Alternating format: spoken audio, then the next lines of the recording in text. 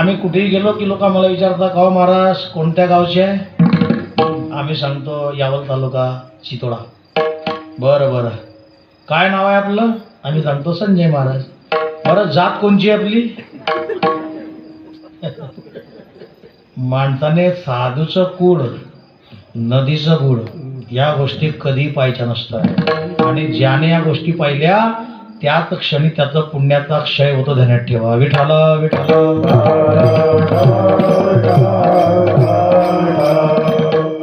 मी बोलतोय म्हणून मान्य करू नका, याला प्रमाण आहे. भेदा भेद भ्रम हे तुकोबारायांचे शब्द आहे, माझे नाही. म्हणून माणसांनी पण लोक विचारताना काही विचारतात का बरं लग्न झालंय की नाही?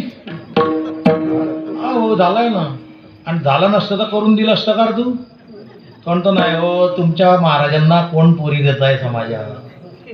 इथून सुरुवात आहे बरं का विशाल महाराज. पण बोलताना लोक विचार करत नाही, काही बोलतात. आणि आमचे असे अनुभव आहे, ते अनुभव रात्रभर न संपणारे अनुभव सांगेल मी आपल्याला. एका ठिकाणी माझं कीर्तन रात्री 10 वाजता संपलं.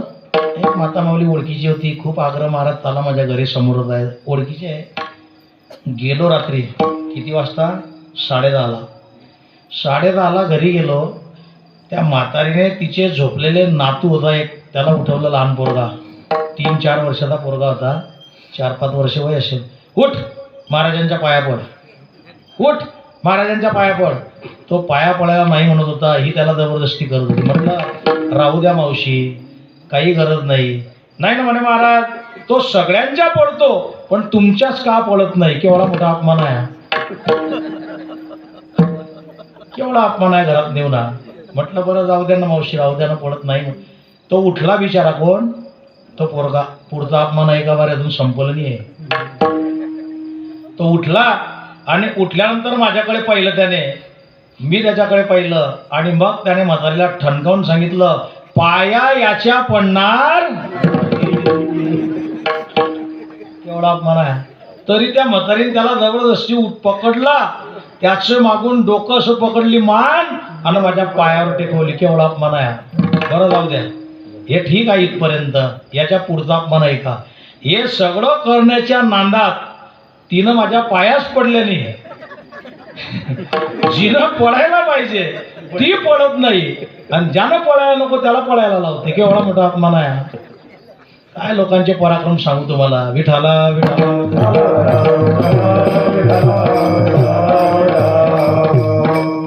आई म्हणताना पोरं राहू द्यायचं. अरे आहेत ते लहाने देवाचेच रूप आहेत, ते त्यांनी नाही पाया पडल्या तरी चालेल, काही हरकत नाही बरं का. लहान पोरं इतकी गोड असतात, जरी आमच्या पाया नाही पडल्या तरी त्यांना कीर्तनकाराचा आशीर्वाद आहे तसं समजायचं बरं का. त्यांच्या मनात कपट पाप भेद काहीच नसतं बरं का. कोणापेक्षा वैर नसतं. जबरदस्ती करू नका, त्याच्या स्वतःच्या मनाने पडल्या पाहिजे. मी कशाकरता बोलतोय ध्यानात ठेवा. जगाचे बरेच अनुभव आहेत, कशी वागतात लोक आणि काहीही बोलतात, हा आपला विषय आहे. बोलताना विचार करत नाही लोक, काही क्रिया करतात, काही बोलतात. आमचे तुकोबाराय सांगतात, कमी बोलायचं, चांगलं बोलायचं. संत कमी बोलले पण सहज बोलले तर सहज बोलणे हितोपदेश करोनी सायास. अरे सहज बोलले आमचे तुकोबाराय तर जगाच्या कल्याणाकरता गाथा निर्माण झाला. ही आमच्या तुकोबारायांची ताकद आहे. आमचे ज्ञानोबाराय म्हणता ना, रिकामे तोंड करू गेले बडबड, का गीते ऐसे गोड आतुडले. काय ज्ञानोबारायांची ख्याती आहे. अरे ज्ञानोबारायांचा रिकाम तोंड तर माझं सहज बडबड करायला गेलो तर आमच्या ज्ञानोबारायांच्या मुखातून ज्ञानेश्वरी सारखा पवित्र ग्रंथ निघाला आणि जगाच्या कल्याणाकरता उपयोगात पडायला लागला. काय ताकद आहे आमच्या ज्ञानोबारायांच्या ज्ञानेश्वरीची. आम्ही लोकांना नेहमी सांगतो, माझ्या ज्ञानोबारायांची ज्ञानेश्वरी घरात ठेवा, नुसती ठेवू नका. दररोज 5 तरी ओव्या वाचा. ज्याला वाचता येत नसेल त्याने एक काम करा, फक्त त्या ओव्यांवरती बोट फिरवत बसा. म्हणलं काय करायचं महाराज, बोट फिरवून काय होतं? अरे माझ्या ज्ञानोबाची ताकद अशी आहे की ज्ञानोबारायांच्या ओव्यावर नुसती तुम्ही बोट जरी फिरवली ना आयुष्यात, बोट बरं नाही वाचली तरी चालेल, पण बोट जरी फिरवली तरी त्या माणसाला आमचे ज्ञानोबराय कोणाचं बोट धरण्या इतकी वेळ येऊ देत, हे सामर्थ्य आमच्या ज्ञानोबरायच्या ज्ञानेश्वरी. आणि ज्ञानोबरायांना मी सहज बोलला तर ज्ञानेश्वरी निर्माण झाली. म्हणून माणसानं बोलताना बोलण्यातूनही क्रांती करावी. तुकोबराय म्हणतात, बोलताना विचार करून बोलावं, गोड बोलावं. मधुरा वाणी ओठी तुका म्हणे वाव ओठी. मधुर बोला, गोड बोला आणि जास्त बोलू नका, कमी बोला. निद्रा बहु भाषण. आणि पुढे ज्ञानोबराय आपलं तुकोबरायांनी सांगितलंय. तुकोबराय सांगतात, या सगळ्या गोष्टी करत असताना मानवी जीवनात त्या माणसाला फळ काय प्राप्त होतं. अभंगाचं तिसरं चरण.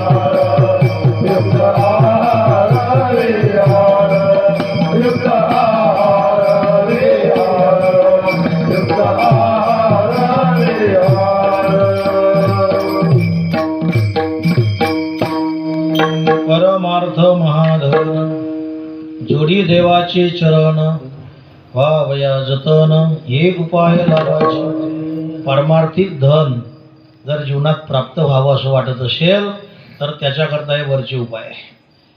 मग त्याच्या योगे काय होतं तर परमार्थ महाधन याची प्राप्ती आहे. म्हणून धनाचेही प्रकार आहे. आपण ज्याला धन मानतो ती संपत्ती आहे. पैसा, सोनं, नाणं हे आपलं धन आहे. बरं, हे जे धन आहे तुकोबराय सांगतात, या धनाच्या मागे कडी काळाचा लाग आहे. द्रव्याची या मागे कडी काळाचा लाग म्हणून या संग खोटा त्याचा. आणि श्रीमद भागवत पुराणामध्ये त्या धनाच्या मागे 15 अनर्थ सांगितले. किती? 15 अनर्थ येतात. ज्याच्याकडे धन आहे त्याने ध्यानात ठेवा. हरिस्तेयम हिंसा नृतम दंभस कामस क्रोधस मयोमदस भेदो वैरम अविश्वास संस्पर्धा व्यसनानि च. या श्लोकामध्ये ते 15 अनर्थ सांगितले आहे. तेयम हिंसा नृतम दंभस कामस क्रोधस मयोमदस भेदो वैरम अविश्वास संस्पर्धा व्यसनानि च. तुमच्यासोबत लोक स्पर्धा खेळतात, तुमचा द्वेष करतात. ज्याच्याकडे धन आहे त्याला पहा तुम्ही, त्याच्या जीवनात या गोष्टी त्याला भोगाव्या लागतात. एवढंच नाही, धन आलं म्हणजे स्थेयम हिंसा नृतम दंभ काम क्रोध या सगळ्या गोष्टी धनाच्या पाठीशी आहे. भागवतकारांनी असं वर्णन केलं आहे, हे 15 अनर्थ या धनाच्या पाठी आहे. पण पारमार्थिक रूपी धन इतकं स्वच्छ आहे की ज्याच्या पाठीत कोणताही अनर्थ नाही. म्हणून या धनाला जी उपमा आहे ती महाउपमा आहे. परमार्थ महाधन, महाधन म्हटलं आहे, महाधन आहे बरं का. सगळंच काही मोठं नसतं बरं का. महाउपमा फक्त काही ठराविक गोष्टीला आहे. देवांपैकी महादेव बरं का, भगवान शंकर. महाउपमा काही फक्त अल्प लोकांना असते, काही अल्प गोष्टींना महाउपमा आहे.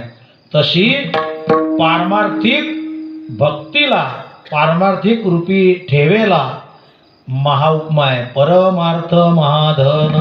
सर्वात मोठं धन का होय तर त्याला कारण आहे. तुकोबार म्हणतात, सोनं नाणं पैसा संपत्ती फक्त मृत्यूलोकात भुसावळात आपण आपल्या घरात जिवंत आहोत तोपर्यंत आपल्याला कामा येतं. कुठपर्यंत? शेवटचा श्वास आहे तोपर्यंत. एकदा मेलो की खरं सांगा, आपली प्रॉपर्टी मेल्यानंतर किती लोकांनी सोबत नेली दाखवा बरं. तुमच्यापैकी समजा 2-4 लोक नेतील, त्याच्याबद्दल वाद नाही नाही का. आम्ही ना म्हटलं का नेता येते. अर्थ असा आहे, जिवंत आहे तोपर्यंत या धनाला किंमत आहे. एकदा माणूस मेला की या धनाची किंमत संपली. पण तुकोबाराय सांगतात, महाधन जे परमार्थी रूपी धन आहे ते करा हरी भक्ती परलोकी कामा सोडवी नयमापासोनिया. हे धन फक्त मृत्यू लोकात उपयोगात पडतं, पण परमार्थिक धन परलोकात सुद्धा उपयोगात पडतं. म्हणून त्याला महाधन म्हणतात. परमार्थ महाधन. खूप मोठा विस्तार आहे, आपली वेळ संपण्यात आली बरं का. जोडी देवाचे चरण. धनाचेही प्रकार आहे आणि धनही कसं कमावं यातही शास्त्र आहे, बऱ्याच गोष्टी त्या धनाच्या. म्हणून जोडी देवाचे चरण व्हावया जतन. या परमार्थिक रूपी धनाची जतन करा.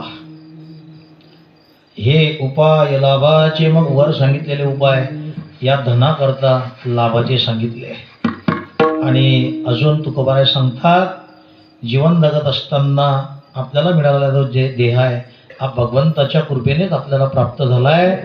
हा मानवी देह भगवंताला समर्पण करा. अभंगाचं शेवटचं चरण. देह समर्पे जय देवा,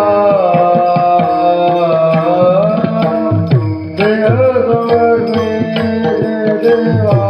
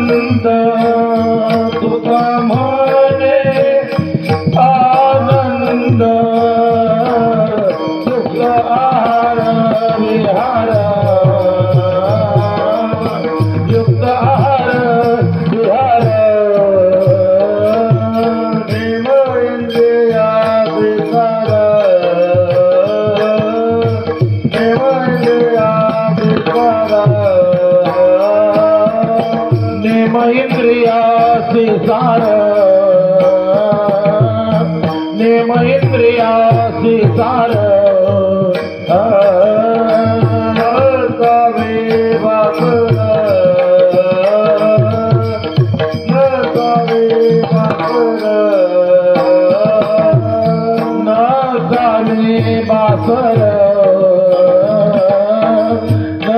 सावे बाकर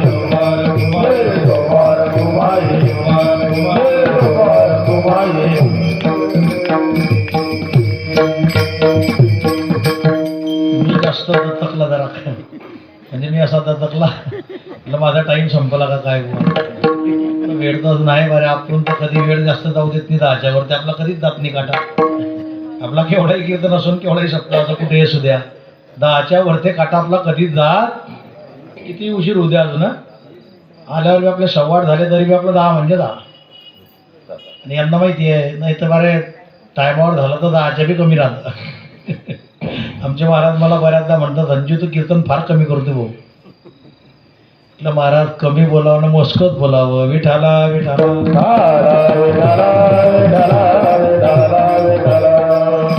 माझी दुगदुगी वाढली म्हटलं 10:30 झाले का काय जाऊ द्या असू द्या काहीतरी तंत्र बिघडलं काही हरकत नाही देह समर्पिजे देवा भार काहीच न घ्यावा होईल आघवा तुका म्हणे आनंद याच योगाने माणसाच्या जीवनात आनंदाची प्राप्ती आहे सुखाची प्राप्ती आहे म्हणून देवाच्या ठिकाणी देह समर्पण करावा देह समर्पिजे देवा हा देह त्यानेच दिलाय समर्पण करणं म्हणजे त्याच्या भक्ती करतात याचा वापर करणं त्याच्या चिंतनात या देहाचा वापर करणं असा अर्थ आहे म्हणून देह समर्पिजे देवा याचा कोणताही भार घ्यायचा नाही भार काहीच न घ्यावा आणि याच्याच योगे होईल आगवा तुका म्हणे आनंद आता देहाचाही विषय सांगत असताना बराच विषय आहे आमच्या तुकोबारायांनी याचं प्रमाण दिलं आहे भक्त ऐशे जाणा जे देही उदास देहाविषयी उदास असणं भगवंताची भक्ती करत असताना या देहाचं तादात्म्य सुटणं आसक्ती सोडणं. देहाची आसक्ती पहिल्यांदा महत्वाची आहे. काही संत होऊन गेले, काही महात्मे होऊन गेले, त्यांचे प्रमाणही आहे आणि काही काहींचे उदाहरणं सुद्धा आहे. एका महात्म्यांचं नाव मला माहीत नाही, मी ऐकलेला फक्त विषय आमच्या महाराजांना माहीत असेल तर देवदारी. आळंदीत एक असे महात्मा होते. त्यांच्या शेवटच्या क्षणाला काही काळ, अगदी शेवटचे काही 4-5 महिने राहिले होते जीवनाचे. वृद्ध काळ होता, म्हणजे वृद्धपणा होता आणि त्यांना जखम झाली होती, पायाला जखम झाली होती. त्या जखमेमध्ये जंत पडले, किडे पडले होते. आपल्या जखमेत जर किडे पडले तर आपण काय करतो? बाहेर काढतो. त्या महाराजांनी असा काटा काढण्याचा चिमटा हातात घेतला होता. जखमेतला किडा बाहेर काढत नव्हते, पण जखमेतले किडे जर बाहेर उडाले तर ते खाली पडलेले किडे पुन्हा त्या जखममध्ये टाकत होते. आमचे काही कीर्तनकार महाराज लोक त्यांना पाहण्याकरता गेले. त्यांनी तो प्रकार पाहिला आणि त्या बाबांना विचारलं, बाबा खाली पडलेले किडे तुम्ही उलट जखममध्ये टाकतात, लोक जखममधले किडे बाहेर फेकतात, कारण ते किडे त्या जखमला कोरतात. असह्य वेदना माणसाला होतात, तुम्हाला वेदना होत नाही, उलट तुम्ही किड्यांना जखममध्ये टाकतात. काय भानगड आहे, कशा करता एवढं? त्या महाराजांनी असं उत्तर दिलं सुंदर, अरे बाबा, माझी अवस्था अशी आहे, आजपर्यंत हा देह कोणाच्या उपयोगात पडला नाही रे. या देहाने मी कधीतरी भगवंताचं चिंतन केलं असेल तर भाग वेगळा, पण माझं शरीर आतापर्यंत कोणाच्याच उपयोगात पडलं नाही. मरता मरता कमीत कमी या किड्यांच्या उपयोगात हा देह पडतोय. या प्रत्येक किड्यात सुद्धा मला देवच दिसतोय. ही बुद्धी आणि ही दृष्टी त्या महात्म्याची होती. म्हणून हा कमीत कमी देह या किड्यांचा जरी उपयोगात पडला तर या देहाचं सार्थक झालं असं मी समजेल. हे उद्गार त्या महात्म्याचे. याला म्हणतात देह समर्पण करणं. देह समर्पिजे देवा, भार काहीच न घ्यावा, होईल आगवा. आणि मग काय, तुका म्हणे आनंद. जर असं वागले, या गोष्टी जर सांभाळल्या, हे सगळं सांगितलेलं तुकोबारायांनी जे सांगितलं हे जर आचरण केलं तर त्याच्या योगाने आनंदी आनंद आहे. मग अवघे जी त्रैलोक्य आनंदाचे. आता सगळीकडे फक्त आनंदी आनंदच आहे. मग आनंद प्राप्त व्हावा असं वाटत असेल तर काळ सारावा चिंतने, एकांतवासी गंगा स्नाने, देवाच्या पूजने, प्रदक्षिणा तुळशीच्या, युक्त आहार विहार, नेम इंद्रियांशी सार, नसावी भास्वर, निद्रा बहुभाषण. असं 4ही चरणांचा भावार्थ आपला संपला. याच ठिकाणी शिवेला पूर्णविराम देतो. आणि ज्या संतांनी मार्ग दाखवला त्या संतांचं सर्वांनी भजन करा. ज्ञानेश्वर माऊली, ज्ञानराज माऊली तुम्हारा, ज्ञानेश्वर माऊली, ज्ञानराज माऊली तुम्हारा, ज्ञानेश्वर माऊली, ज्ञानराज माऊली, ज्ञानेश्वर माऊली, ज्ञानराज माऊली तुम्हारा, ज्ञानेश्वर माऊली, ज्ञानेश्वर माऊली, ज्ञानराज माऊली महाराज, ज्ञानेश्वर, ज्ञानेश्वर, ज्ञानेश्वर माऊली, ज्ञानराज माऊली द्वारा, ज्ञानेश्वर माऊली, ज्ञानराज माऊली, ज्ञानेश्वर माऊली, ज्ञानराज माऊली द्वारा, ज्ञानेश्वर माऊली, ज्ञानराज माऊली द्वारा, ज्ञानेश्वर माऊली, ज्ञानराज माऊली, ज्ञानेश्वर माऊली, ज्ञानराज माऊली द्वारा, ज्ञानेश्वर माऊली, ज्ञानराज माऊली द्वारा. हरी नुनते पुरते अधिकते सरते, करुणी घ्यावे तुमचे विनवितोसे पायाच्या प्रसादे. काही बोलिलो विनोदे, मद क्षमा करणे संती नव्हे अंगभूत युक्ती, नव्हे हा उपदेश तुमचे वडवडिलो शेष. तुमच्या कृपेचे पोसणे जन्मोजन्मी तुका म्हणे. विठ्ठल जय जय विठ्ठल, जय जय बोलिले पोरे वेडी वापडे उत्तरे, नाही उच्चारीला अधिकार व्यापुला. म्हणे ज्ञानेश्वरा राथा पाया पैकी करा,